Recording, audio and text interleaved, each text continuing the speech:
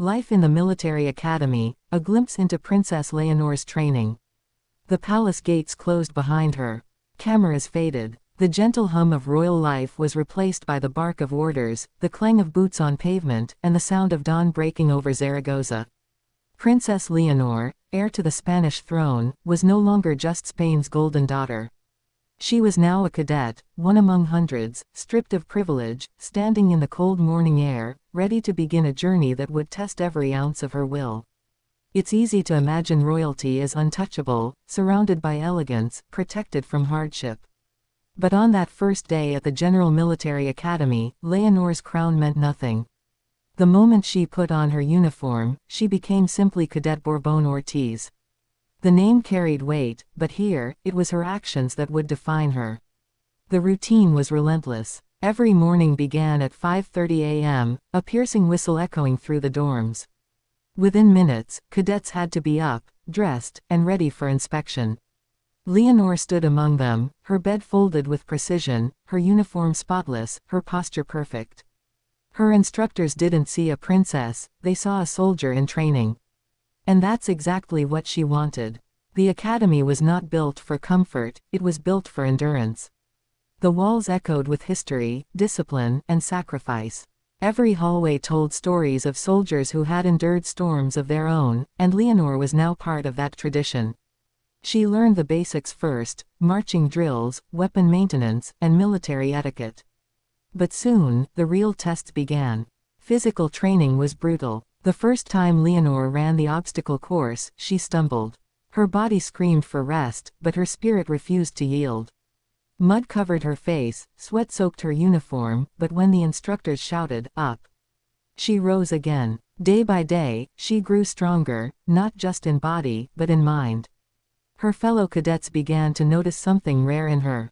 She didn't seek attention, didn't demand respect, she earned it. She listened more than she spoke, helped others when they struggled, and never used her royal status as a shield. In the dining hall, she waited her turn in line, ate the same food, and slept on the same mattress as everyone else. Her humility, quiet but powerful, became her strength. Evenings were no easier. After hours of drills and lectures, there was study time. Leonor sat by her lamp, her uniform still neatly pressed, studying military history, navigation, and leadership.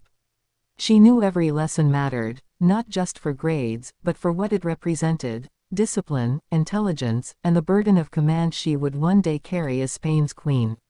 But behind her calm focus, the emotional weight was heavy. There were moments she missed home, the warmth of her family, her mother's voice, her father's guidance. Letters from King Felipe and Queen Letizia often arrived at the academy, filled with encouragement and pride. Her father reminded her that he once walked the same grounds, slept in the same dorms, faced the same struggles. "Endure with honor," he wrote. "Because the crown is not worn, it is earned." Each month brought new challenges. From tactical exercises to survival training, Leonor faced the extremes of both nature and endurance. There were nights under the open sky, rain pelting down on the camp, her hands numb from cold as she helped her unit pitch tents. But through exhaustion, she found a deeper strength, the strength of belonging to something greater than herself. The bond between cadets grew unbreakable. They stopped seeing her as the princess, and started seeing her as a leader, one who led not with command, but with courage. When morale was low, Leonor lifted spirits. When fear crept in, she stayed calm. Slowly, the academy became more than just a training ground, it became a mirror, reflecting the woman she was destined to become. By mid-year, the transformation was undeniable. Her salute was sharper, her stance firmer, her confidence unwavering.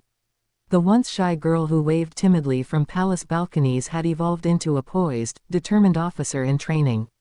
Yet, even as she thrived, she never lost her humility. During field missions, she was often seen helping clean up, carrying gear for her teammates, or tending to others' blisters before her own. But not everything was victory. There were failures too. One particularly grueling mountain exercise nearly broke her. The climb was steep, the air thin, and exhaustion gnawed at every limb. At one point, she slipped, falling hard onto the rocks. The pain was sharp, but she didn't quit. She rose, adjusted her gear, and kept climbing. That night, around the campfire, her instructor said quietly, "True leaders rise when others fall." She said nothing, but her eyes told a story of resolve. Her progress wasn't just physical, it was mental, emotional, and deeply symbolic. Through training, Leonor learned to make decisions under pressure, to listen before speaking, and to value every role in a team. Those lessons mirrored what awaited her beyond the academy, the immense responsibility of leading a nation with wisdom and empathy. Each ceremonial event marked her growth. When she swore her oath of allegiance to the Spanish flag, every word echoed through the hearts of those watching. "I will serve Spain with loyalty and honor." Her voice was steady, filled with conviction. The applause that followed wasn't for a royal figure, it was for a soldier who had earned her place. The academy continued to challenge her. From weapon drills to live exercises, she faced moments that tested her fear, her patience, her resolve. Yet through it all, she carried herself with grace, a reminder that strength and elegance are not opposites, but companions. By her second year, Leonor began leadership rotations. She was now responsible for a unit of cadets, commanding drills, organizing strategies, and ensuring her team's discipline. It was no longer about following orders, it was about giving them. For the first time, she understood the burden of command, the weight of responsibility that leadership demands. Some nights, she lay awake, thinking about the future, about her people, about the world watching her every move. There were lighter moments too. Quiet laughter in the dorms. Midnight talks about dreams and duty. Shared meals that turned strangers into family. Leonor wasn't just learning how to lead, she was learning how to connect. Graduation day was emotional. As she stood in uniform, medals gleaming in the sunlight, her parents looked on with pride. The king saluted his daughter, not as a father, but as a fellow soldier. The queen's eyes shone with tears, of love, of pride, of awe. Spain watched as its future queen saluted back, a gesture that symbolized not royalty, but service, unity, and strength. Yet, her military journey was far from over.